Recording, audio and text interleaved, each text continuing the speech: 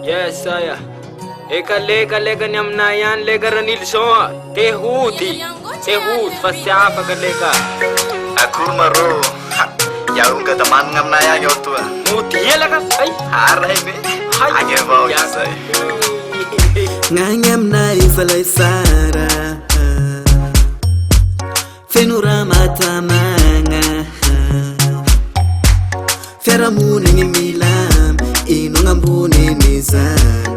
Imanignako izy io, lahay lasita. Azafady aminareo, fa mamikolotragna aminay.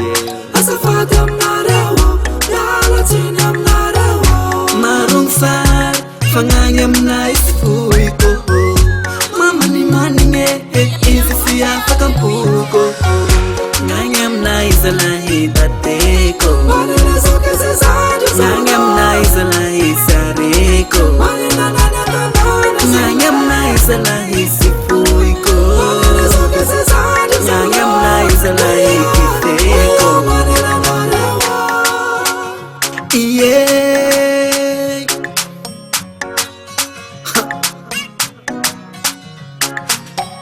Mba mandalova aminay agny, fa agny ny voankazo sy lany.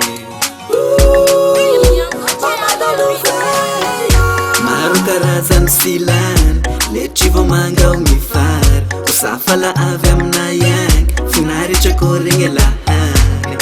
Mandamindamy, milamindamy, da tena sara agny no misy matatagna. Ngagny aminay zalahy tateko. Ngagny aminay zalahy sareko. Ngagny aminay zalahy sy foiko. Ngagny aminay zalahy kiteko.